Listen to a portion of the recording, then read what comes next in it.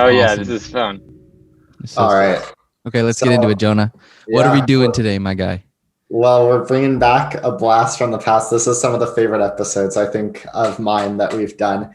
Our preseason NBA standing predictions. And we're going to start off with the Eastern Conference over-unders. We're back to the full 82 game regular season. So the math is a little less complicated this time around. But Oh, sick. before we get started, I guess maybe we can recap the results of our predictions last year.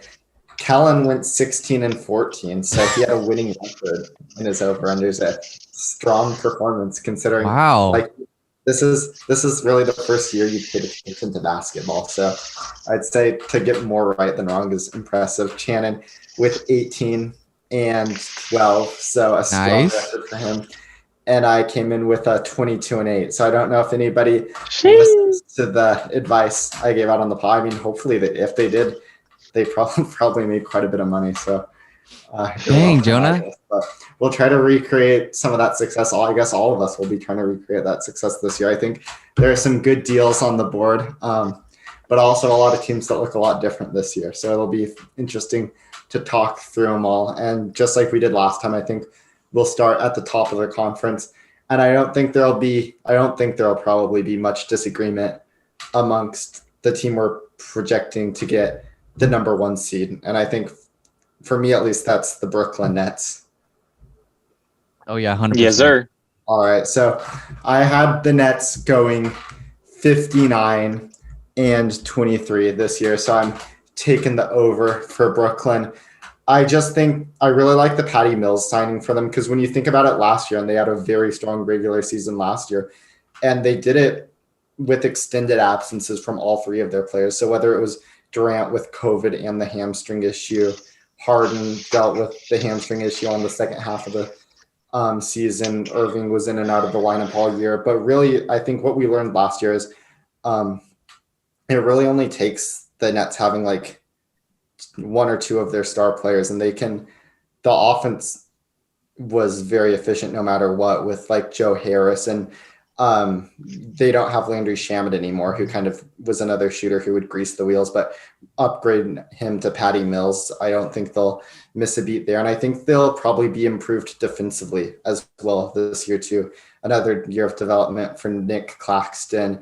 They bring in Paul Millsap over Jeff Green. I think Millsap is a much better defender. So I think this is an upgraded roster for Brooklyn. I think they'll have better health. Wait, did you say they got Paul Millsap? Yeah, he was one of the veterans they signed for the minimum. Yeah, just an upgraded roster, another year of playing with each other. I think they'll probably have better injury luck this year. I mean, last year was about as disastrous as it could have gone for them. So I think they can get to 59 wins this season. I'll give them 60, low-key. 60. All right. It's a tough league, but I think they're going to get 60. Yeah, I think that's reasonable. Kellan, do you want to tell us about the methods you did for predicting these records? Yes. All right, boys. So I went on this website called Playoff Predictors. It predicted how each team plays 82 games. And I predicted the entire season, NBA 2021-22 season. It took me an hour to do it, but it was fine. So I just selected all of them. And for me, I'm going to be taking, according to my calculations, the Brooklyn Nets will be an over at 65-17. Oh, nice. Damn. Yes, sir. So I think we're all pretty high on Brooklyn. I imagine we all have them as our number 1 seed in the Eastern Conference. Yeah. Channon, you have a method you want to tell us about, or is it mostly that sharp basketball intuition of yours? That's exactly what it is. 100% intuition. I like it. The type of intuition you get from spending time on the court. That's all I'm going to say about it. Yeah. Wait. I saw a post on Instagram. It was Kyrie Irving, Steph, and Dame, and it was like bench cut start. And I was surprised at the amount of people that like cut Steph Curry in the comments. What would you do, Jonah? I would start Steph, bench Dame, cut Kyrie. Exactly. Yeah. Why would you cut Steph, bro? People kept saying cut Steph, bench Dame, start Kyrie. Honestly, if nothing else, Kyrie's had like injury trouble. I feel like more than the other 2, low key. Yeah. Interesting. Okay. You guys have You guys are Channon, correct. do you want to tell us who the number 2 seed's going to be in the Eastern Conference? Oh shoot. Okay, can you remind me who Miami got? Kyle Lowry. Miami got Kyle Lowry. They're bringing in PJ Tucker this year. Re-signed right. Duncan So Robinson. it's Kyle, Jimmy, and Bam. That's their core three, right? Yeah, they're a pretty shallow team this year. Yeah. And then Philly still has been. Yeah, What about the team that literally won the championship? Yeah, I'm gonna go with Milwaukee. I agree. Oh, they're over-unders at 54.5. Let's see. 54.5, which it seems low. I think Milwaukee is a much better team than this, but they have a very short offseason this year because they won the championship. That would have been back in July, right? It didn't go into August, I don't think. I think that was back. Nah, Yeah, it that was July. July. Yeah. So they won the championship in July, and then 2 of their best 3 players immediately went to the Olympics afterwards. And so just Oh, that's right. very And little. one there. I think When does the season start? October 19th. Oh shit. Coming up. Yeah, very soon. Yeah, I like the moves they made this offseason quite a bit, bringing back George Hill, who's had some of his best years in Milwaukee. Wasn't a huge fan of letting PJ Tucker walk. I feel like they could have brought him back pretty easily. I mean, they had his bird rights, but at least they replaced him with obviously like George Hill, like I mentioned, and then they also traded for Grayson Allen, who I think is going to be an awesome player for them, and they got him for free. So I do like what they did to upgrade the roster this year. I mean, their defense should be as insane as ever with like the dual rim protectors of Lopez and Antetokounmpo in their starting unit, not to mention Drew Holiday. And their offense is just so hard to stop in the regular season because they just run it down your throats. I think the key is just going to be how much do they really have their foot on the gas after winning the championship last year and then having such a shortened off season. It might be more of a regular season filled with rest until they make it to the playoffs. Yeah. It's hard to say because like we talked about last year, they're like regular season beast type of team. But like you're saying, it would definitely make sense that they kind of have. No, they're not all the way on the gas to start the season. Yeah, and I'm still going to take them for 56 wins. I think they're going to hit the over. I think this roster is talented enough to win like 60 games. But I don't think that's going to be their goal this year. But the Bucks are just so good on both sides. Yeah.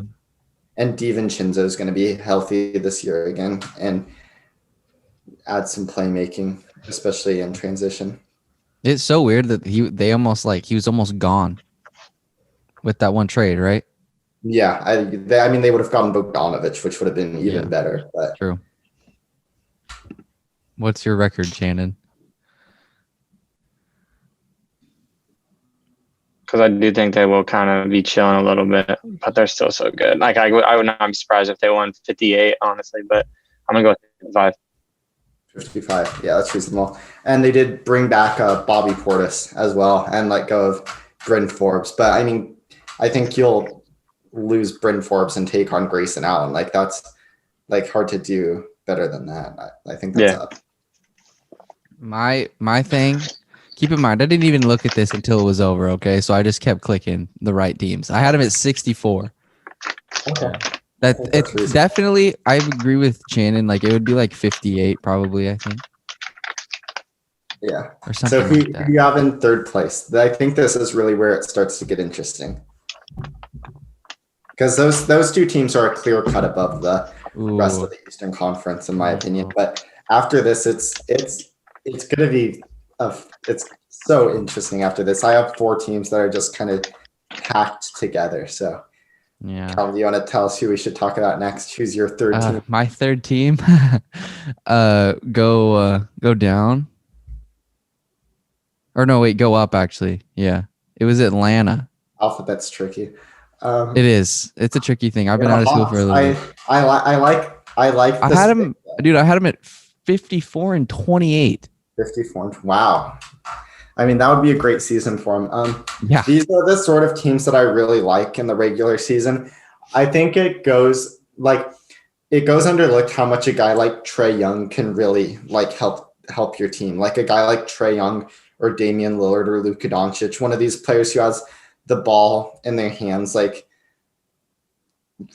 a majority of the time and is also extremely efficient and a good passer. Like having a player like that run the offense for 35 minutes a game just gives you like such a head start. And I think the same goes for just a competent rim protector on defense. Like when you can build your defense around a guy like Gobert or Capella, it just makes things so much simpler. So I think this Hawks team is really like built to have the success in the regular season. And last year they had so many health issues all season, like whether it was Bogdanovich or Gallinari, Cam Reddish, and DeAndre Hunter, everybody. Like the Hawks were very banged up last year. And the only guy who they have injured going into this season is Okongwu. So I think it could be a big step forward for Hunter and Reddish this year, which I think that's more important for the playoffs than really the regular season. But having those guys to kind of spot up for three and defend, I think will just make life a lot easier on Bogdanovich and Herter, so they don't have to like be taking on the tough assignments every night. And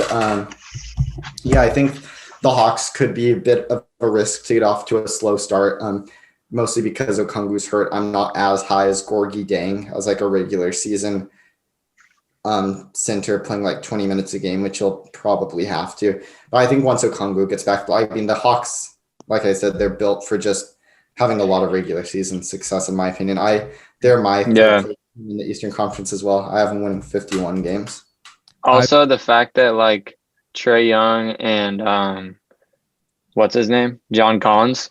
Oh yeah. They're such like they're so young and like such like electric players. Like I would pick them over like a team like Miami. Like those are like veterans who really don't care that much about the regular season, but like these young guys, like they want every minute of like excitement of the game they can get, and so like they're gonna play their hardest like night in and night out in the regular season, more so than those older teams, in my opinion. Yeah, the Hawks have a lot of depth too. Like I like that they signed DeLon Wright, but then they also have guys like Kevin Herter, Danilo Gallinari, Lou Williams coming off the bench. Like a very I'm a DeLon Wright guy. I've been a fan of his for a while. Yeah, I think he makes a lot of sense in Atlanta too because he can play off the ball and he's a much better defender than any other guard they have.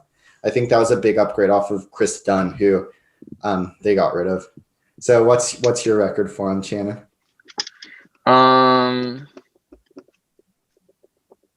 I'm gonna go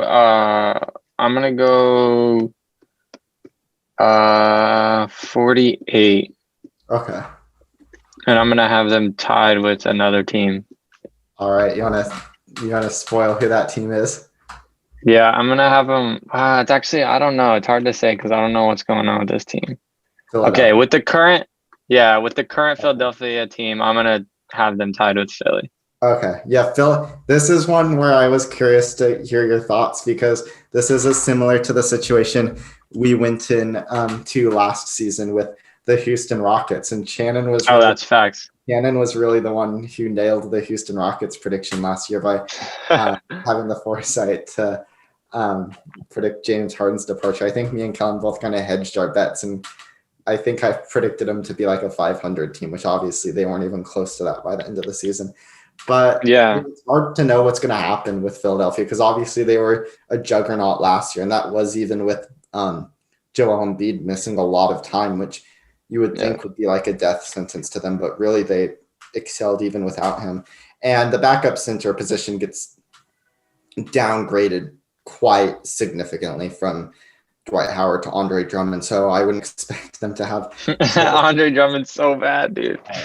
So I don't love that for him, but I mean, on this paper, like this team should be really good again. Like especially if it's like Channon said, we have no idea what's going on with Simmons, but realistically, they brought back the same team from last year, replacing Dwight Howard with Andre Drummond. But Maxey, I think, is poised to take a big step forward this year. I honestly think Tyrese Maxey might be the starting point guard on day one if like Ben Simmons just doesn't show up to training camp and doesn't play in the games, which seems like that's the direction things are headed in right now. So could be Maxey's time to shine. He looked incredible in Summer League. And they have the same formula they did last year with Joel Embiid, but surround him with really good shooters like Tobias Harris, Seth Curry, Danny Green, and all of those guys can defend all right too, except for really Curry, but at least he gives effort and stuff. And they have other guys like Thibault who can take on the tougher assignments. Yeah. But it's just such a weird situation in Philadelphia right now. They might not have their second best player for the large part of the season, and who knows like what they'll be able to replace him with. They could really win anywhere between like 55 and 45 games, but I'm going to kind of just split the difference and have them for 50 games, which I mean, that's a huge step off of what they did last year, but it's just too much uncertainty for me to really get too optimistic about the Sixers. Yeah, I think that the reason I feel differently about this one than last year with the Rockets is it seemed like Philly's like really trying to make sure that if Simmons leaves that they get something in return. Exactly. And like with James Harden, it was like he's gonna leave. Like you may or may not get something that's worth it, and they really didn't. But yeah, actually, that's a good point. Yeah.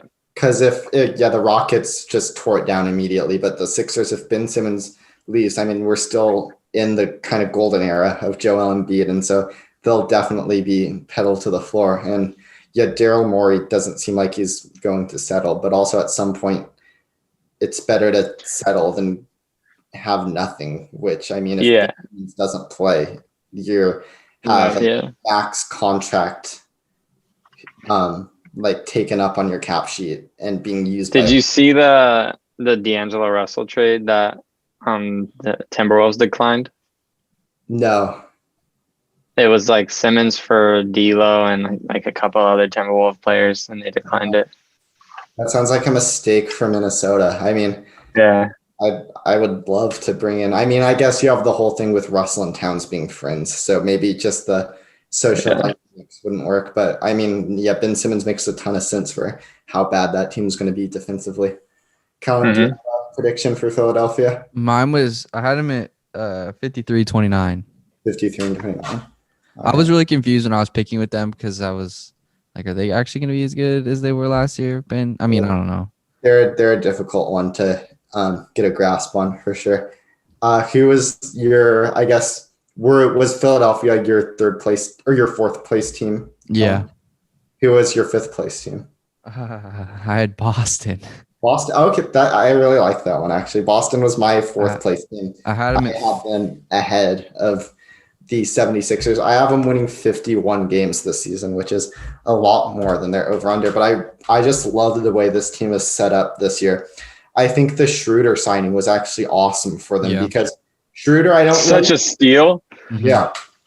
And this is going to be going back to Schroeder in OKC, like that type of thing. Like he was totally miscast in Los Angeles as like their starting point guard. He does much better when he can like stay on the wing and attack off of a mismatch. So with like Boston, you get Jason Tatum, who I think should be kind of their lead initiator on offense. And then he can sort of be the one to create that advantage in the defense, or even if it's like Marcus Smart, who I think is probably a better like pure point guard than Dennis Schroeder. But like between Tatum and Jalen Adams, they have such a like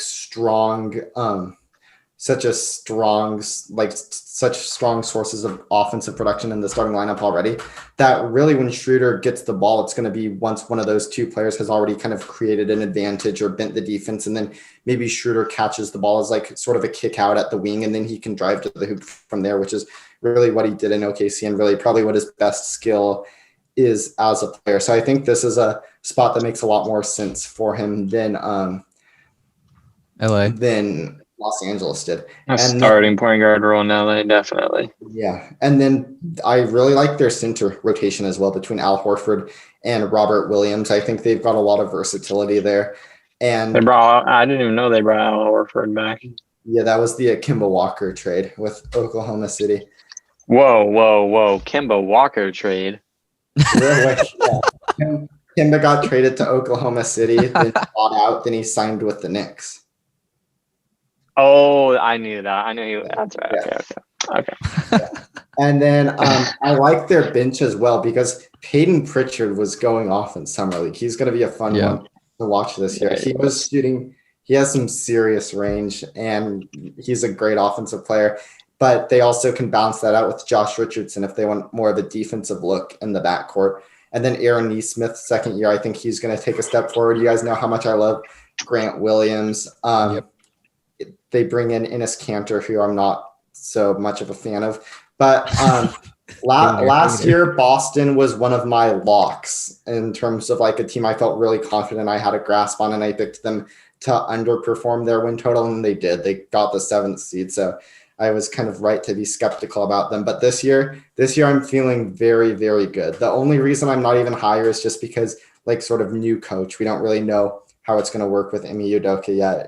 It's always a bit tentative when there's sort of a new scheme that's going to be implemented, especially when there are so many difficult players like Dennis Schroeder and like Robert Williams and these sorts of guys and Marcus Smart, these sorts of guys who are prone to they're just kind of weird players. So that's like weird weaknesses and just kind of more difficult to build around. But I think with the right coaching and the right system, like this could be like a 50. The Celtics could be like the 2 seed in the East this year.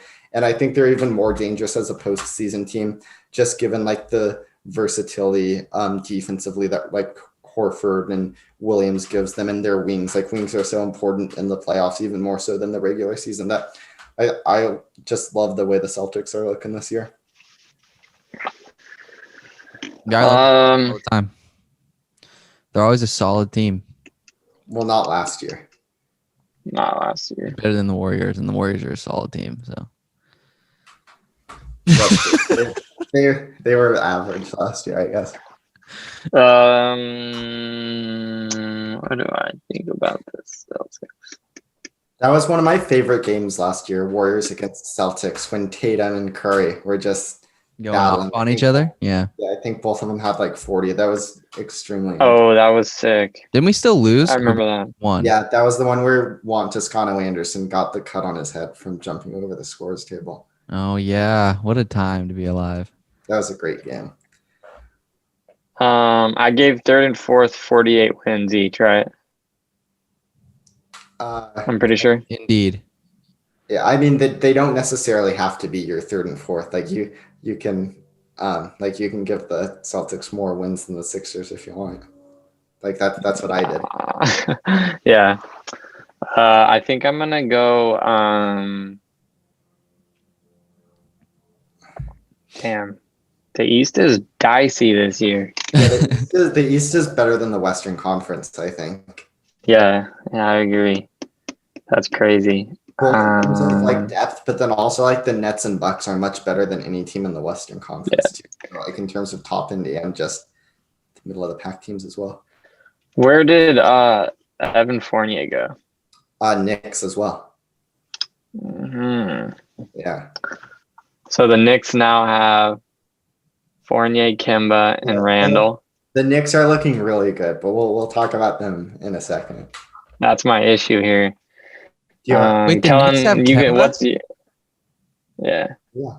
Oh. Kellan, do you want to give the prediction you came up with for the Celtics?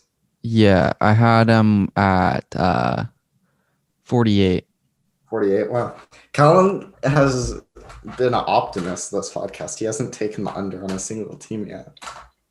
But we'll see. I gotta. There's there towards the bottom of the line. It gets a little bit. Holy crap! They think the Bulls are gonna win. I don't know about that. Okay, I'm gonna go with. I can't decide. Can we talk about the Knicks first? Sure. Yeah. So the Knicks. I'm extremely excited about the Knicks this year. I know I was probably their biggest critic last year because first I picked them to finish last in the Eastern Conference before the season started. And then we did a podcast midway through the season when like the Knicks were this big surprise team and I still picked them to miss the playoffs. And then they finally made the playoffs and I picked them to lose to the Hawks. So finally I got something right about them. But I think they fixed a ton of holes in their roster this season. First of all, they have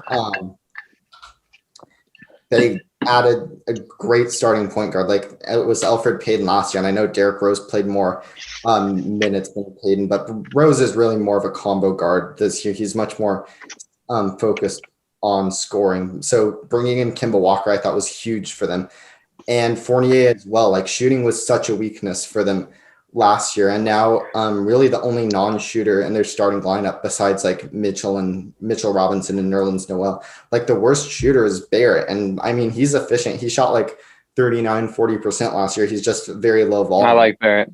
Like I think this team makes so much sense now. You've got 48 minutes of awesome rim protection, whether it's like Nerlens Noel, Mitchell Robinson, Taj Gibson. Like it's going to be so difficult to score at the basket against the Knicks. And then also they've got 48 minutes of really good point guard play between Kemba Walker. I know I said Derrick Rose was more of a combo scoring type of guard, but they at least have an efficient offense when he's on the court. And then Emmanuel quickly, maybe he takes another step forward. He's a player I really like.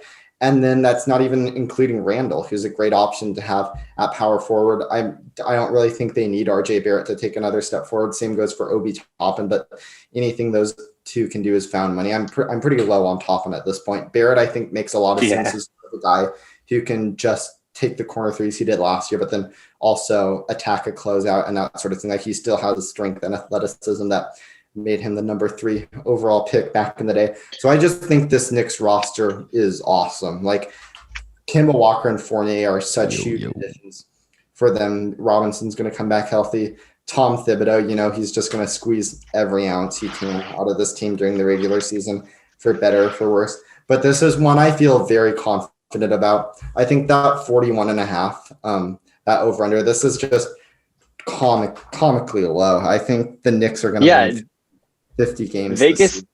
Vegas thinks that the Bulls are going to win more games than the Knicks. Yeah, it doesn't make a lot of sense. That's absurd. The Knicks have a great team this year. I know I was their biggest critic last year, but those days are over.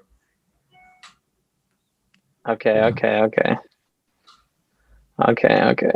are you going with, Channon? Yeah, I'm gonna give the Knicks 49 actually. Yeah, I think that's a good pick. All right, guys. This is where it gets a little bit dicey for old Kelster. I had him at the 8 seed at 36 and 46. Wow. Okay. Hey, he still made the playoffs. You can make a run. Yeah. Well, I don't know what's more interesting, that you think the Knicks are going to be that bad, or that you think 36 wins is going to be enough to make the playoffs. That's interesting. My 8 seed in the East, my 9 seed in the Eastern Conference is winning 42 games. So I'm interested to see which teams you really think are going to kind of have. But that's interesting. You want to hear my 6 seed? Yeah, let's hear your 6 seed. The Toronto Raptors at 40 and 42. Wow, that's not at all. This is getting very interesting. How many wins did you say they'd have? 40. 40. So you must really not like the Pacers. No, I like the Pacers. They were 36 and 46 too. There just was a tiebreaker in between, like in the I had the Pacers at 36 and 46 as well. They're the 10 seed. Yeah. Okay. That's interesting. I like the Raptors quite a bit. I think this line is a little bit too low. I have them winning 42 games, so kind of in the same range as what Kellan had for him. It's going to be in 2 minutes. I'm really intrigued by what Nick Nurse is going to be able to do defensively this year. Just a lot of very versatile players, whether it's Siakam, Anunoby, their draft pick Scotty Barnes, who I'm not as thrilled about, but I think Toronto, if any team's going to get the best out of them, it's going to be the Raptors. They also have Gary Trent Jr., who is a very good defender. The point guard, I think, is going to be a bit of an issue for him. If it's Van Vliet playing like 30 minutes a game at point guard, I like Van Vliet, but I think he's more of a shooting guard. I'd rather have like Dragic or even like Malachi Flynn. I didn't love what Malachi Flynn gave him last year, but I still think there's room for him to improve. I really liked him coming out of college, so I think he could take a step forward. I think the Raptors are going to have a top 10 defense. The offense really is more what my worry is. If Siakam can return to like his 2019, 2020 levels, if they can get a lot out of Goran Dragic, if Malachi Flynn takes a step forward, I think there are a lot of ways that their offense could be above average. And I think an above average offense, or even like an offense that's between 15th and 20th in the NBA, will probably be enough to get them into the playoffs. And this is all I'm hoping this turns out to be accurate, that they're going to be playing at their home stadium this year back in Toronto. Hopefully that ends up being the case. But I love their defense. I'm a little bit concerned about their offense. And more than anything, the Raptors are a team where I could see them like making some trades, whether it's Siakam or Van Vliet. It seems like they want to go in a bit of a younger direction. Yeah. So the Raptors are a team who, if they get off to a poor start, could maybe just kind of blow everything up and try to go in a different direction. Like I wouldn't put anything past Masai Ujiri, but I really like a lot of things about this Raptors team. And so I still think they're going to have a winning record. I'm going to go 42-40 for them. What about you, Channon? I'm going to go 37. 37. Okay. I'm feeling slightly less optimistic about them. Yeah, I mean, still taking the over. I think that 35 Still taking the over. Yeah. Okay. Yeah, that 35 is pretty low. Okay, I'm ready with my Celtics prediction now. Okay. I'm going to give the Boston Celtics, I'm going to take the over at 47 wins. 47. All right, that's a good number. I think a team that we kind of maybe bypassed, I don't know if they're in this conversation for you guys, but the Miami Heat, I think.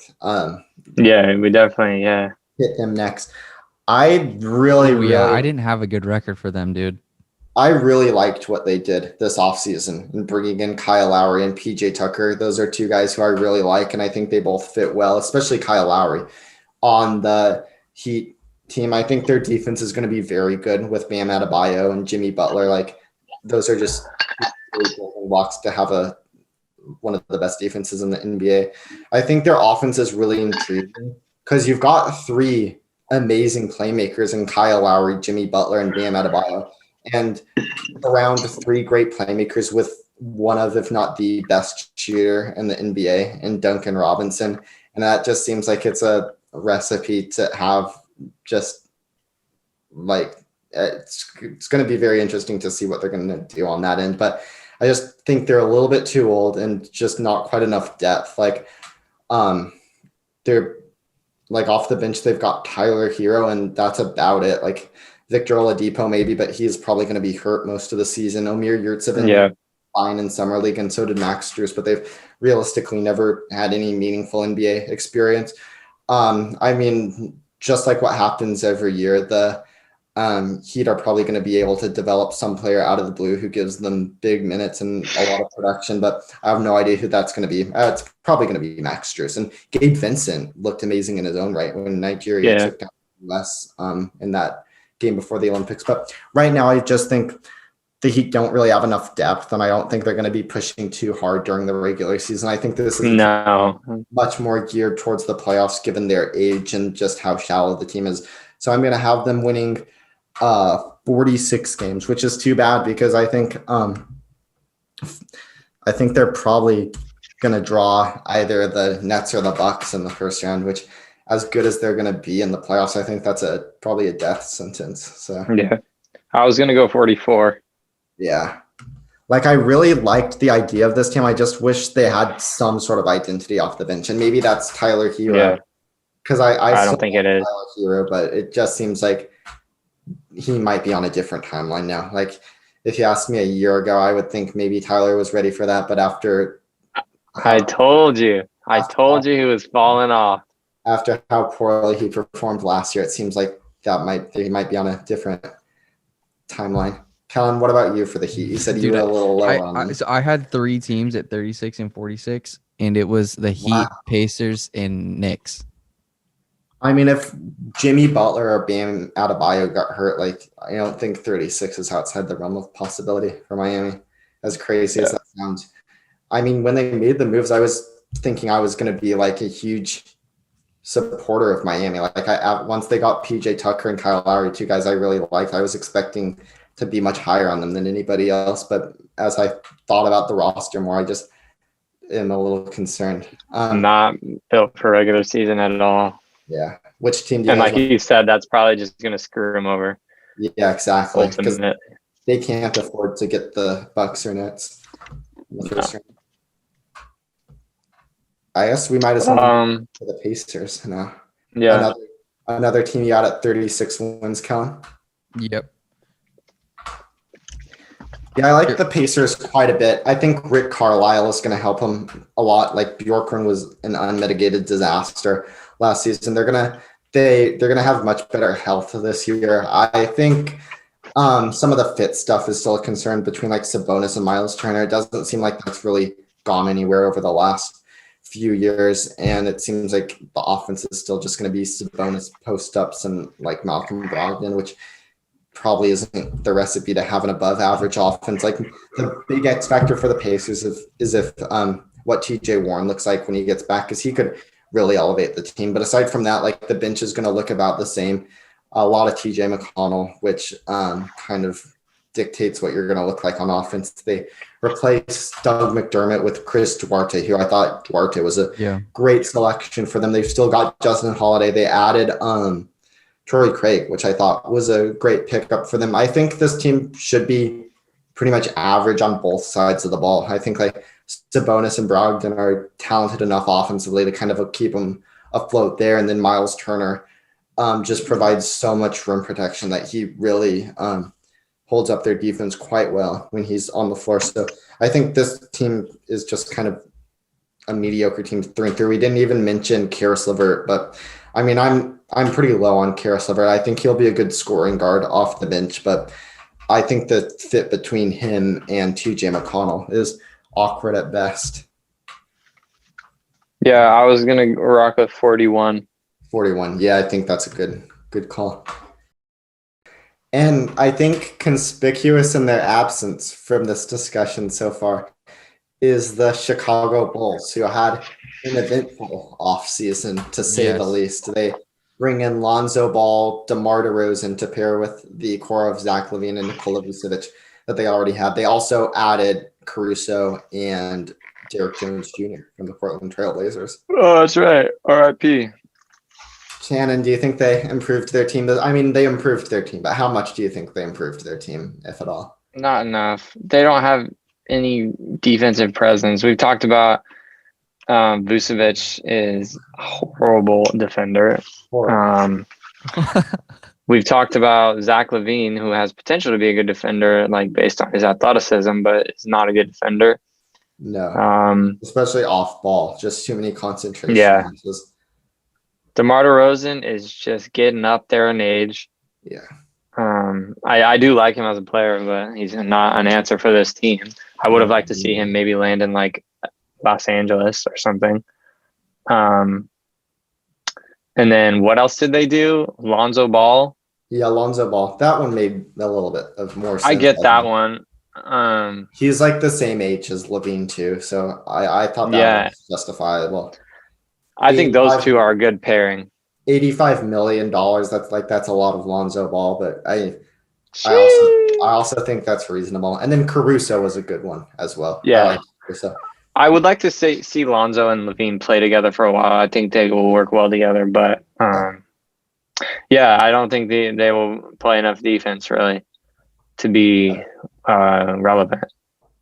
I don't even know, like, they're gonna have to be an offensive juggernaut to balance out the defense. And like, I think they'll have their moments, but like, they're not gonna be as good as like the Nets, obviously, or obviously the Blazers. Like those two teams, I think, are kind of in their own stratosphere. But like, is this team gonna be as good as like the Hawks or the Mavericks or the Nuggets? Like, I find that hard to believe as well. I don't think so. Yeah. So what was the number you had for them at the end? I'm gonna go. I'm gonna go with 34. 34. I think that's a pretty good pick. I had them for 36, so just about the same. The defense is obviously going to be hugely problematic because Lonzo Ball, he's much more of a team defender, but as we saw last year in New Orleans, like having a good team defender doesn't really do much when you have no surrounding talent around them. The New Orleans was the 28th ranked defense in the league last year. And alarmingly, like New Orleans had a much better personnel surrounding Alonzo. Yeah. Also, at least New Orleans had Steven Adams protecting the rim, and they had Eric Bledsoe, who's a great guard defender in his own right. Like, this is going to be utterly disastrous. And what maybe makes the least amount of sense about this whole offseason is they spend the entire offseason going after guys to help them win games now, whether it's like Vucevic for $85 million, Lonzo for $85 million. They traded 2 first-round picks to get Vucevic. They traded a first-round pick to get DeRozan. And then when they had a chance to really upgrade their team and get Larry Nance Jr., who would be a cure for a lot of what ails them, like, no, they take a lottery-protected first-round pick from Portland instead of Larry Nance Jr. Like, what a catastrophe that trade was for them. Like, you spend the entire offseason in win now mode, and then you pass up a guy who's really going to help you for a protected first round pick, and Derek Jones just doesn't make a lot of sense either. And then Caruso as well is a guy who I really like. He was on my second team defense last year. But the whole thing about Caruso is, like, he's a great steal guy, like Lonzo, more of a team defender than a guy who's really going to lock someone down one-on-one. Like, he's not really going to lock down the best guards in the NBA. Like Dame Lillard, like, there's still tread marks on Caruso's back from the series they played against Portland back in the bubble, and was hurt from it. It was terrible. So Caruso, he's not really a one-on-one defender, more of a team defender. But really, what made Caruso so great as a Laker was his tendency to like gamble and get steals, which would help the Lakers, who are one of the best fast break teams in the league, get out in transition. And the Bulls really have none of that. And in fact, some of Caruso's best qualities are going to be counterproductive in Chicago, because when you gamble for steals and you miss, which that does happen sometimes, like in LA, that's okay because you've got JaVale McGee and Anthony Davis and LeBron James, like really, like not JaVale McGee, but AD and LeBron are 2 of the best help defenders in the game. And then JaVale is a good rim protector. So if you gamble, you've got a line of defense behind you. When Caruso gambles in Chicago and if he doesn't get the steal, like, it's going to be a clear path to Nick Vucevic, and it's just going to be so. The things that made Alex Caruso a great defender and as a Laker are going to make him almost a liability to the Bulls. And he's a smart player. Like, he's going to figure it out. I'm not saying he's going to be bad as a Bull. I just don't think he's going to have the opportunity to be as disruptive as he was as a Laker, and that's really taking away his best quality. So I don't think he makes a lot of sense. Ditto for Derek Jones Jr. Derek Jones he's just not a very good player. Like, he's athletic, but I mean, he's not strong enough. He's not strong enough to guard wings, and he can't shoot well enough to play as a guard. So there's really just no place for him. I'm not a Derek Jones Jr. fan whatsoever. This team's and what's the worst part about this is, like, this team should be building for the future, but they traded away 3 first-round picks to like win now. And like, presumably, like, Levine's going to be a free agent at the end of this year. So maybe they thought, oh, if we don't win a ton of games this year, Levine, he's going to leave us in free agency. So we've got to trade all these picks to build a competitive roster around him. But Levine's not the kind of guy you put in that much effort for. Like, you might trade all your first round picks like the Bucks did to keep a guy like Giannis Antetokounmpo, or keep a guy like even like a Dame Lillard. You might go all in to keep a guy like that. Not Zach LaVine. Zach LaVine's not the caliber of player who you mortgage your entire future to keep having. And at the end of all of this, like, they're still probably going to miss the playoffs, so he might just leave anyway, and then they're really screwed. So just, this is probably one of the worst off seasons that any team has had in quite some time. It's really too bad. I'm going 36 wins for him, but it's a bummer because, like, the Bulls, great franchise. Like, Chicago is a great city. You want them to have a good team, but this is not going to be it for them. No, not at all. It is funny though. What do you got, Kellan? I had him at where are they? I think it was 26. Wait, wow. I think that even after all the stuff I said, I think that's a little bit too pessimistic. Hey, it is what it is. Wow. Sorry, Chicago fans. That That is not very meaningful. All right. So we're down to our last 5 teams. So the 5 teams that probably will be lucky to make the play-in game. I guess let's start up here with Charlotte because they did make the play-in last year, and they're returning LaMelo Ball, who presumably will be even better in his sophomore year. They brought in one Kelly Oubre, Mason Plumlee as well. James Bucknight, they took him with the 11th pick. He did not impress in summer league. Channon, why don't you lead us off with Charlotte? I love LaMelo Ball. Yeah. Just so much energy from him, and like we saw like with that whole team last year, just all the crazy dunks and the fun announcers and everything. I think a lot of that is just LaMelo Ball brings a lot of that energy. And I do think he's going to take another step forwards this year. I thought he was fantastic last year. Mm-hmm. I think he'll be even better. I think you texted me when the Oubre trade happened. That's a good fit. I think Oubre makes sense there. I don't know how much better. I don't really feel like they'll be better than last year necessarily. Maybe a little bit, but not considerably. How many wins did games did they win last year? Do you remember? I think it was 31. Let me check. Last 33. year, Oh wow, 33. Okay, 33 and okay. 39. But that was a shortened season. So in an 82 season, that's kind of on track to like 36 or 37 wins. Okay, yeah. So actually, I think I'd probably agree with Vegas. I'll give him. No, I won't. I'll go. No, I won't. I'll go 37. 37. I think that's reasonable. I had them at that exact same thing. 37. All right. 3745.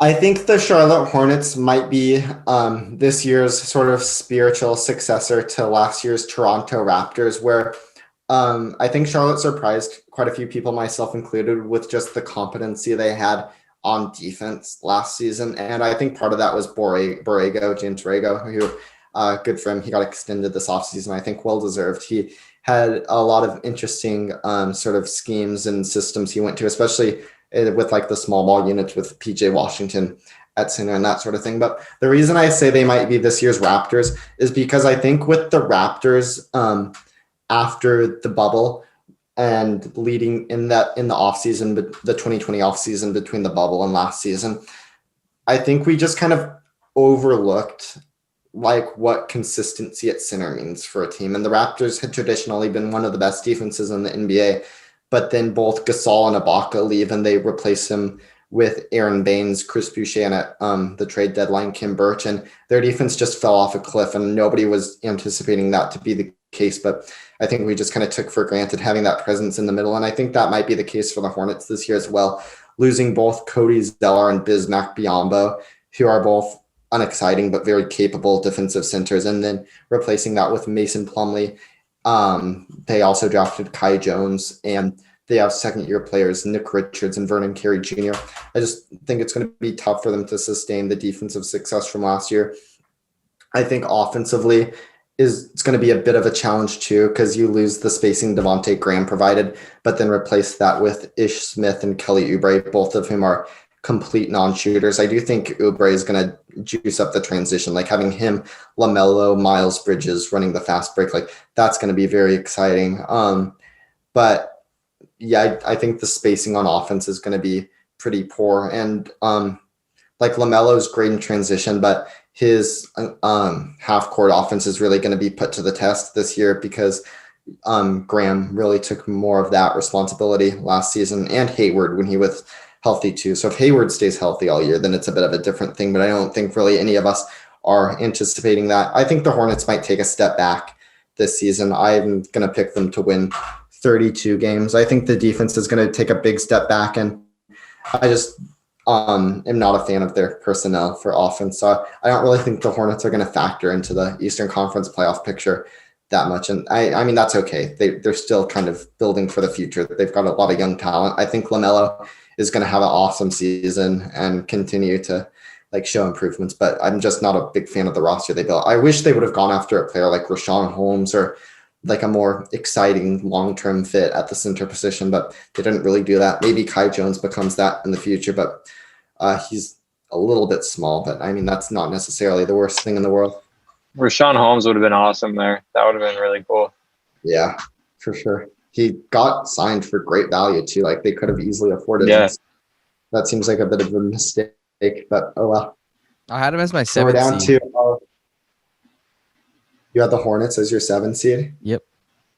Wow, interesting. That would be exciting. I'd love to see LaMelo in the playoffs. That would be a thrill to watch. I have a thing for seeing young point guards in the playoffs. I think that's always kind of an exciting thing. I think it's because the first playoffs I vividly remember are the 2009 playoffs where it was like Derrick Rose rookie year going up against the Celtics, and that was just so exciting. So ever since then, I think I've just enjoyed seeing those young point guards get put to the test. But yeah, seeing LaMelo as the 7th seed, I guess he'd be going up against the Milwaukee Bucks. According to our predictions, that would be good stuff. So I would not be mad if that happened at all. So we're down to our last 4 teams. I think one of these teams clearly stands out as better than the rest of them, and that is the Washington Wizards. Yeah, what did I have for the Washington? I had Washington at... Oh, shoot. Do we need to finish up, Channon? Nah, I think we can keep going. Okay, maybe a bit I of think a I'm okay. I had lightning. him at 21. 21. Okay, that's brutally low. I think the Wizards, I mean, getting rid of Russell Westbrook, obviously, that's a huge win for them. And replacing with Spencer Dinwiddie of all people, like that is amazing.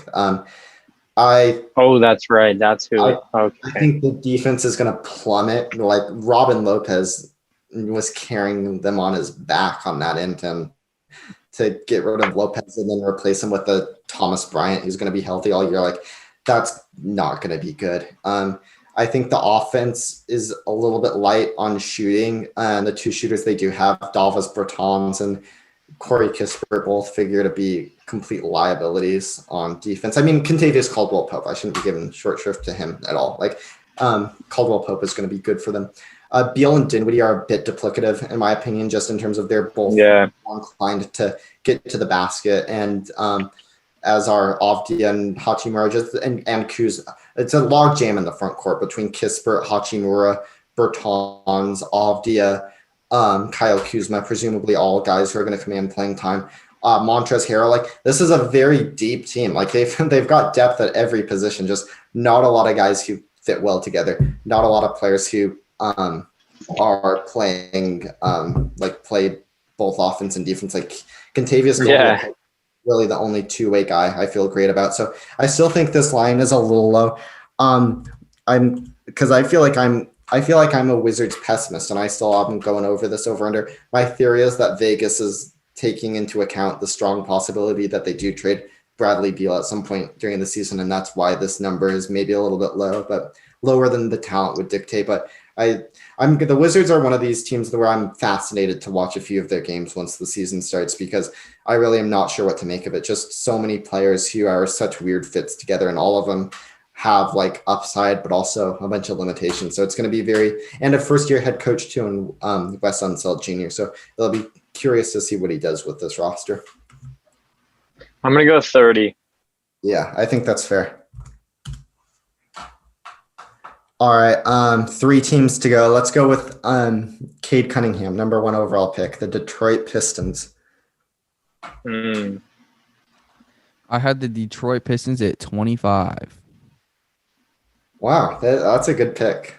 That's the exact number I had. So yeah, I like that number too. Put me down for 25 also. All right, wow, we're all in agreement. And the Pistons were one of the hardest teams for me to pick, because I think Cade Cunningham's actually going to be very solid his rookie year.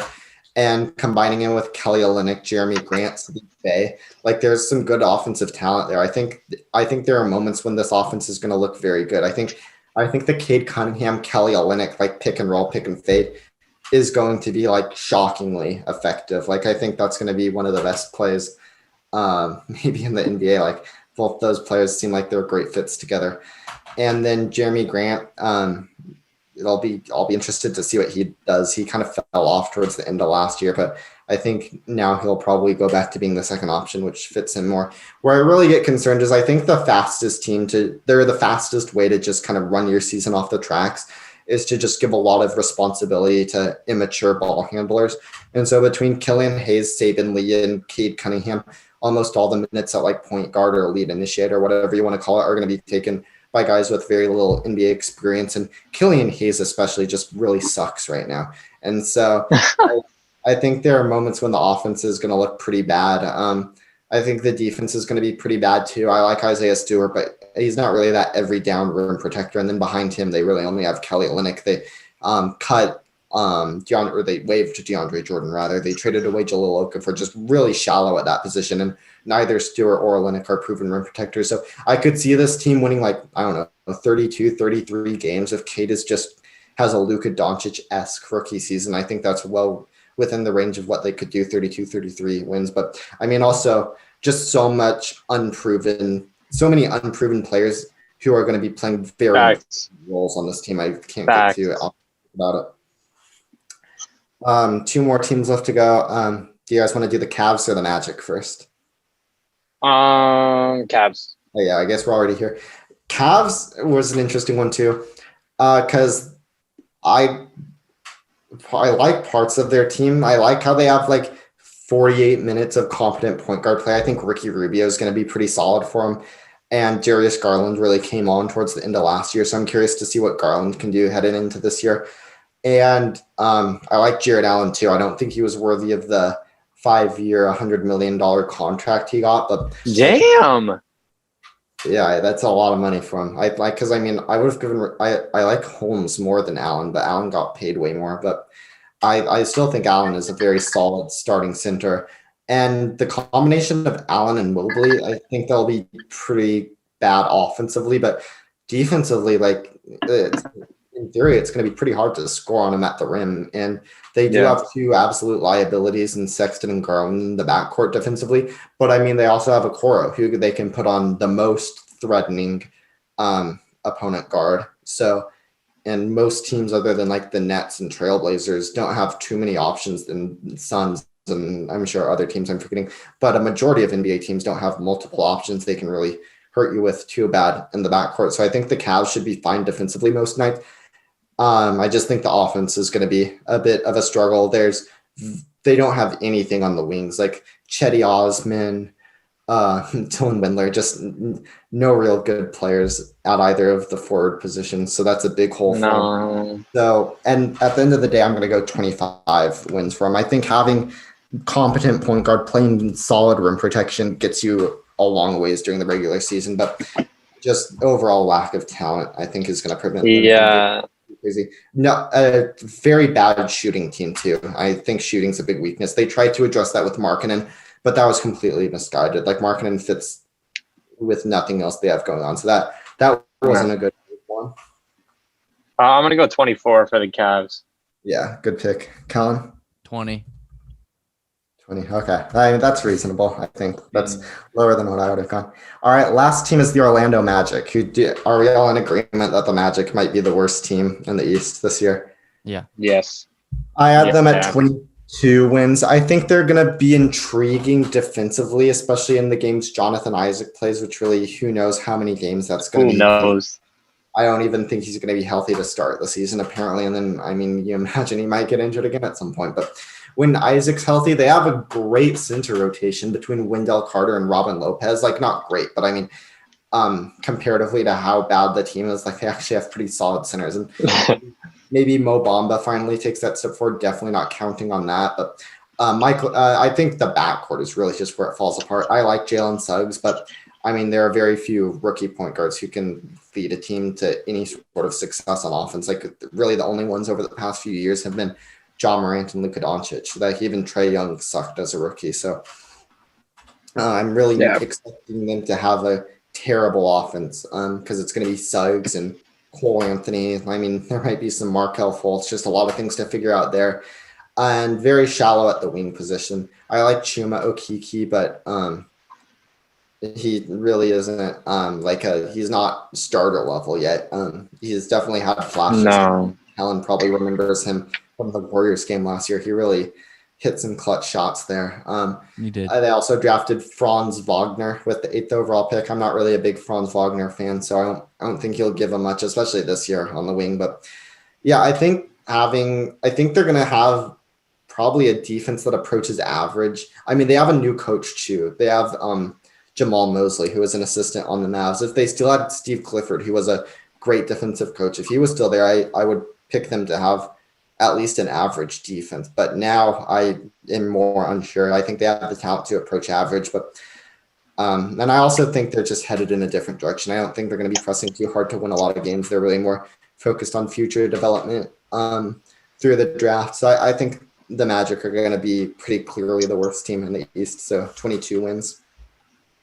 I'm going 18. Yeah, I had him at 18. All right.